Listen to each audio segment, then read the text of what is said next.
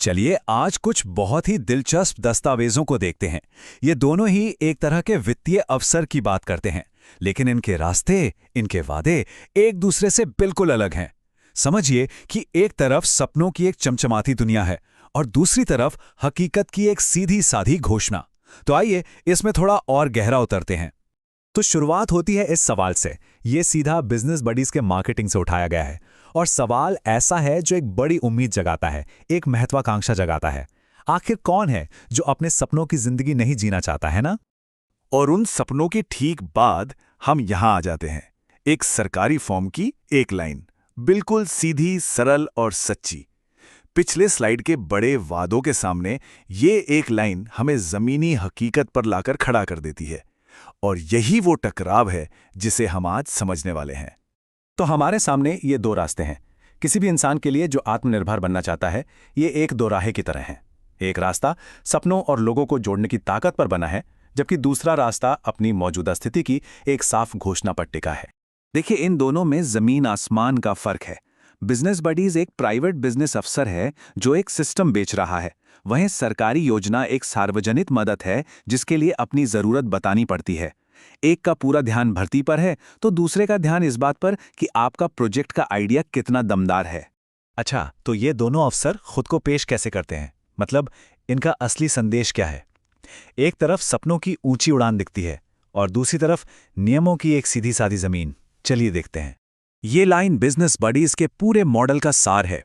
इसका सीधा मतलब है कि आपकी कमाई इस बात पर निर्भर करेगी कि आपके कनेक्शंस कितने हैं और आप कितने लोगों को अपने साथ जोड़ सकते हैं। मतलब लोगों को जोड़ने से ही पैसा बनेगा।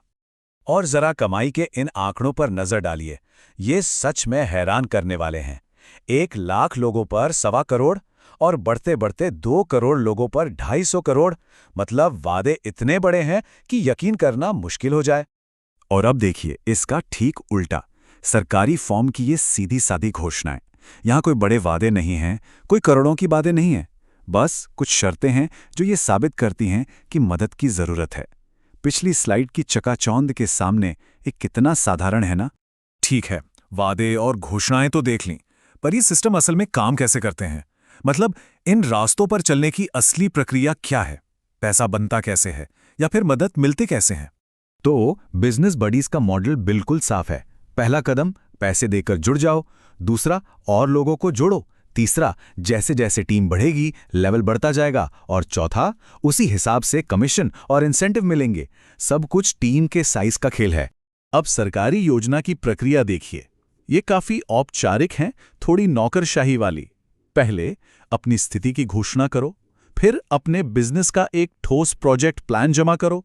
इसके बाद सारी जानकारी की जांच पड़ताल होगी और अगर सब ठीक रहा तब जाकर प्रोजेक्ट के लिए मदद मिलेगी। अब आते हैं सबसे जरूरी सवाल पर। इन रास्तों पर चलने की कीमत क्या है? मतलब इन सिस्टम में घुसने के लिए चाहिए क्या? एक जगह पैसा लगता है तो दूसरी जगह कुछ शर्तें पूरी करनी होती हैं। तो बिजनेस बडीज प्रोग्राम में शामिल होने की एक सीधी एंट्री फीस है 2,500 रुपए। इसे वो सर्विस चार्ज कहते हैं। ये सिस्टम में दाखिल होने की पहली शर्त है। और जब हम दोनों की तुलना करते हैं तो फर्क साफ हो जाता है। एक तरफ 2,500 रुपए देने हैं और बाद में कमाई का 15% हिस्सा भी कंपनी को देना है। दूसरी तरफ कुछ शर्तें पूरी करनी है, जैसे कि आप बेरोजगार हों और किसी बैंक के लोन डिफॉल्टर ना हो। यहाँ एक दिलचस्प बात और है। बिजनेस बडीज की अपनी ही एक भाषा है। जब कोई नया व्यक्ति जुड़ता है तो उसे ड्रीमर कहा जाता है, लेकिन लर्नर बनने के लिए यानी असल कमाई शुरू करने के लिए उसे दूसरों को जोड़ना ही पड़ता है। यह दिखाता है कि भर्ती करना इस सिस्टम के लिए कितना जरूरी है। तो आखिर में दांव पर क्या लगा है? ये सिर्फ पैसा कमाने के 2 तरीके नहीं हैं, ये भविष्य को देखने के 2 बिल्कुल अलग नजरिए हैं। एक रास्ता जल्दी पैसा और बड़े इनाम का वादा करता है, जबकि दूसरा एक स्थिर और आत्मनिर्भर काम शुरू करने पर जोर देता है।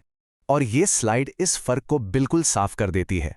बिजनेस बडीज में लैपटॉप, बाइक, कार, यहां तक कि 1 करोड़ के फ्लैट्स जैसे बड़े बड़े इनामों का वादा है, और इसके ठीक सामने सरकारी योजना का एक ही सीधा साधा लक्ष्य है, आपके स्वरोजगार प्रोजेक्ट के लिए मदद करना।